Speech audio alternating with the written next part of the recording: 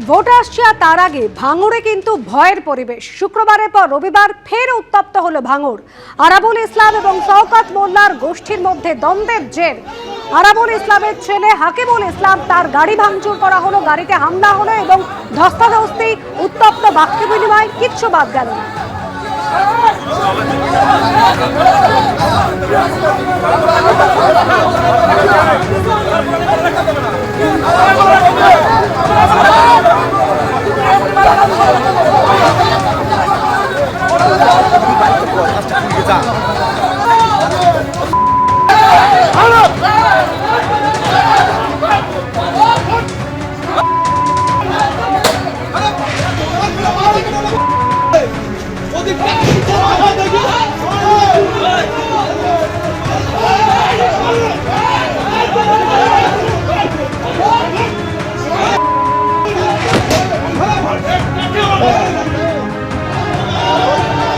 এদিন বেলা 11টা নাগাদ ভাঙড়ের কাঠালিয়া তৃণমূল নেতা অদূত মোল্লার বাড়ি যান আরাবুল ইসলামের ছেলে হাকিমুল ইসলাম।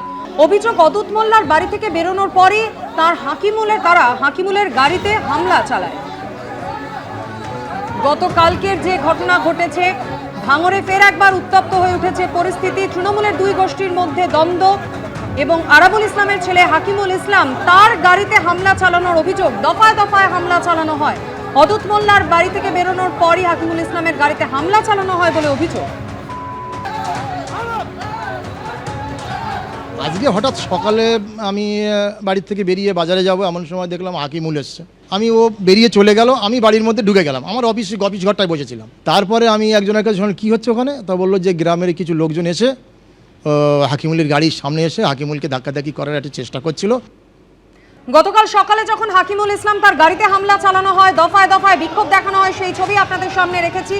এখানেই কিন্তু শেষ নয়। এরপর যেমনটা জানা যায় যে হাকিমুল ইসলামরা গাড়ি নিয়ে অদূরেই আরাবুল ইসলামের পেট্রোল পাম্পে পৌঁছয় এবং সেখানেও চলে হামলা। সিসিটিভি ফুটেজে হাকিমুল ইসলামকে মারধর করার ছবিও ধরা পড়ে। দেখতে পাচ্ছেন সিসি ক্যামেরার ফুটেজ। হাকিমুল ইসলাম সে পেট্রোল পাম্পের অফিসের ভিতরে ঢুকছে এবং তারপরও দরজার বাইরে, গেটের বাইরে এসে একদল ব্যক্তি, তারা কিন্তু আঙুল উঁচিয়ে হুমকি হুঁশিয়ারি দিচ্ছেন। সেই মুহূর্তের ছবি। ক্যানিং এর একজন হারমাদ আছে, সেই হারমাদের কথায় কিছু দুষ্কৃতী ও আব্দুল অদুতের বাড়িতে হামলা করে। আমরা খবর পাই রাত্রেবেলায়, সকালবেলায় আমরা রাত্রে খবর পাওয়ার পর সকালে আমরা গিয়ে কথা বলছি। এমতো অবস্থায় ফের সেই হারমাদের কথায় আবার কিছু দুষ্কৃতীরা এসে আমাদের উপরে আক্রমণ করে। পোলেরহাট পাম্পে আসি, ওরা পিছনে ধাওয়া করে পাম্পে এসে যেভাবে আক্রমণ করলো আমাদের ওপরে, এবং প্রদীপ মণ্ডলকে লোহার রেলিং তুলে যেভাবে আক্রমণ করেছে, যেভাবে মেরেছে, একটা নার্সিংহোমে আমরা ভর্তি করার জন্য তাকে পাঠিয়েছি। অর্থাৎ ভোটের আগে ফের দফায় দফায় উত্তপ্ত ভাঙড়। গত শুক্রবার রাতে তৃণমূল আইএসএফ এর সংঘর্ষে উত্তপ্ত হয়ে উঠেছিল ভাঙড়। সেই ভাঙড়েই আবার মাত্র 1.5 দিনের মাথাতে তৃণমূলের দুই গোষ্ঠীর সংঘর্ষে উত্তপ্ত পরিস্থিতি। প্রথমে হাকিমুল ইসলাম, সে যখন অদূত মোল্লা তৃণমূল কর্মী তার বাড়ি থেকে বেরোচ্ছিল, তখনই হাকিমুল ইসলামের গাড়িতে হামলা চালানো হয় এবং তারপর তারা সেখান থেকে বেরিয়ে এসে আরাবুল ইসলামের পেট্রোল পাম্পে গেলে সেখানেও হামলা চালানো হয় হাকিমুল ইসলামের উপর।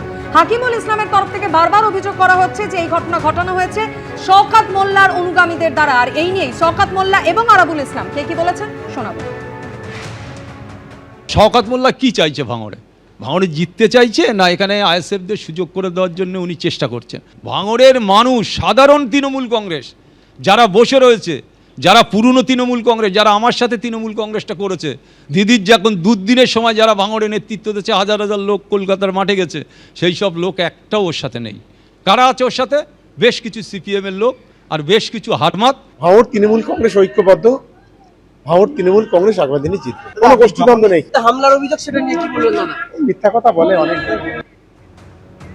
আর এই হামলার ঘটনা আরো অস্বস্তিতে ফেলেছে তৃণমূলকে। কি বলেছেন শশী পাঁজা শোনাবো। সেটা পার্টি দেখে নেবে, সেটা আমাদের তৃণমূল কংগ্রেস পার্টি দেখে নেবে। হওয়া উচিত না। ভাঙড়ের পর উত্তপ্ত ভাটপাড়ায় শুট আউট, গ্রেফতার 5 জন। গতকাল পৌরসভার 6 নম্বর ওয়ার্ডে গুলি চলে। বাইকে চড়ে এসে গুলি চালিয়ে পালিয়ে যায় দুষ্কৃতীরা। 4 রাউন্ড গুলি চলেছে বলে দাবি করেন স্থানীয় তৃণমূল কাউন্সিলর। এলাকা থেকে উদ্ধার হয়েছে 2 রাউন্ড গুলির খোল, এমনই দাবি পুলিশের।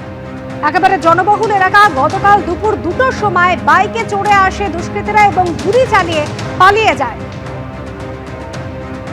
আর সেই ঘটনার জেরে এবার 5 জনকে গ্রেফতার করেছে পুলিশ।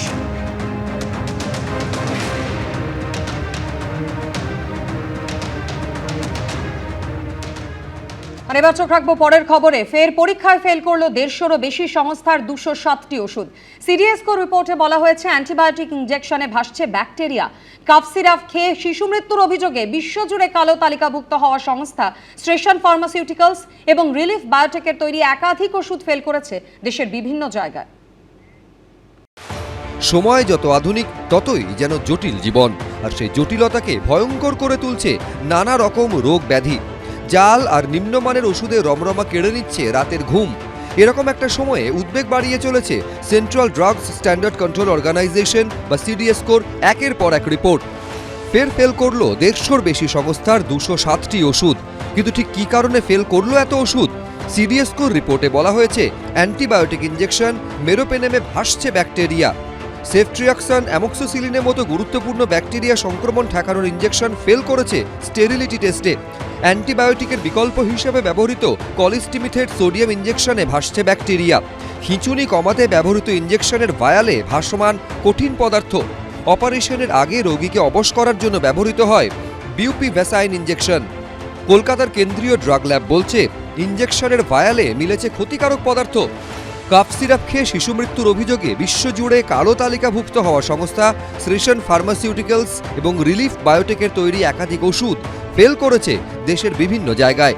চেন্নাইয়ের সংস্থার তৈরি শিশুদের প্যারাসিটামল সিরাপে মিলেছে দূষিত পদার্থ। এই যে প্যারাসিটামলের যে ইম্পিউরিটি সাবস্টেন্সগুলো থাকে, সেই ইম্পিউরিটি সাবস্টেন্স 3 ধরনের ইম্পিউরিটি সাবস্টেন্স বেশি পাওয়া যায়। প্যারা অ্যামাইনোফেনল, প্যারা ক্লোরো অ্যাসিটানিলাইট, আর একটা হচ্ছে পিএনপি, সেটা হচ্ছে প্যারা নাইট্রোফেনল। এই যে 3টে সাবস্টেন্স বললাম, এগুলোর এফেক্ট কী?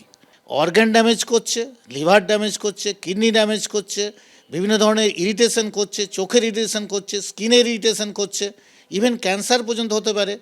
রক্তের অক্সিজেন ক্যারিং ক্যাপাসিটি কমে দিচ্ছে। তাহলে এটা কত ক্ষতিকারক, কত মারাত্মক থিং। শুধু দূষিত পদার্থ নয়, অন্যান্য কারণেও ফেল করেছে বহু ওষুধ। সিডিএসকোর রিপোর্টে বলা হয়েছে অ্যান্টিবায়োটিক ট্যাবলেট সেফিক্সিমে ওষুধের পরিমাণ মাত্র 20.54%। জম্মু কাশ্মীরের সংস্থার তৈরি ইনজেকশনের উপাদান হিসাবে ব্যবহৃত জলের নমুনা ফেল করেছে বিশুদ্ধতা যাচাইয়ে। মুখে দেওয়ার 3 মিনিটের মধ্যে যে ভিটামিন ট্যাবলেটের গলে যাওয়ার কথা তা দীর্ঘ সময় পরেও দ্রবীভূত হচ্ছে না। হজমের ওষুধ রেনিটিডিনের একই স্ট্রিপের ভেতরে থাকা একটি ট্যাবলেটের রং আলাদা। অ্যান্টিবায়োটিক ট্যাবলেট অ্যামোক্সিসিলিন ও পটাশিয়াম ক্ল্যাভুলেনেট, একই স্ট্রিপে 10টি ট্যাবলেটের মধ্যে 4টি ওষুধ ঠিক মাত্রায় আছে, 3টি ওষুধের মাত্রা বেশি, 3টিতে কম। 90% বদলে ওষুধ আছে মাত্র 26%। ওষুধের মতো যেটা মানুষের জীবনের সঙ্গে সম্পর্কযুক্ত, সেটা গুণমান পরীক্ষায় পাস না করেও কি করে বাজারজাত হয়ে যাচ্ছে, মানুষের পক্ষে বোঝা সম্ভব কোনটাতে ভেজাল আছে, কোনটাতে চকের গুঁড়ো আছে, কোনটা হচ্ছে জাল ওষুধ। এবং তাকে যদি এইসব দেখে কিনতে হয়, তাহলে তো তাদের মধ্যে যে আতঙ্ক তৈরি হয়েছে এবং যে বিপদ তারা আশঙ্কা প্রকাশ করছে, তাহলে কোনোটাই তো দূরীভূত হবে না। তাহলে দায়িত্বটা কে নেবে?